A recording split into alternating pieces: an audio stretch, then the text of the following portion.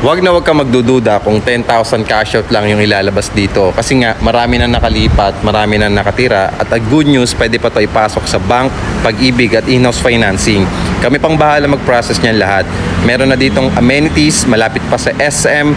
Meron pang MRT4 na gagawin sa harap ng project at meron pa tong sariling commercial strip. Ang good news guys, no, meron tayong promo.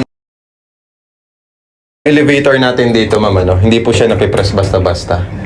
So, kailangan mo talaga ng top card. Pag unit owner naman po kayo, magkakaroon naman po kayo ng dalawa. Tapos, pwede naman po kayo mag-request. Additional lang po, 300 pesos. Ang maganda lang din po dito, meron po tayong CCTV camera po sa lahat po ng hallway po natin. So ito po mismo yung actual unit natin na 10,000 cash out only promo natin. So pwede sa Pag-ibig, pasok po kayo ma'am, sa bank or sa in-house financing. So naka-tiles na po siya, equally divided na po yung 2 rooms natin. Tapos complete set na po yung ating toilet and bath. So ibig sabihin po, may lavatory na siya, may shower head. Tapos meron na rin po tayong grease trap dito sa baba ma'am. Ayan.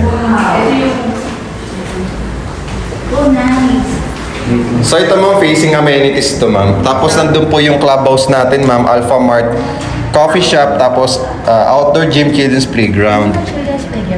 Yes po. So pwede niyo pong dalhin dyan. Kung may mga pets po kayo, katulad po nun, may dala po siyang pets. Pwede niyo pong igala dyan. So may basketball court din po tayo na dalawa. And then yung malaking open space po doon is yung mall. Apo. So ito pong pintuan natin ma'am, double lock na rin po siya and then may peephole na po siya.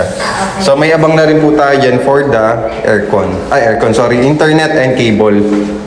Yung mga units natin ma'am, may abang na po siya for aircon and may exhaust na po siya na abang. So in case po na pa-interior nyo po ito, lagyan nyo po ng exhaust sa CR, duktong po dito sa kitchen, and then doon po lalabas yung out ng air.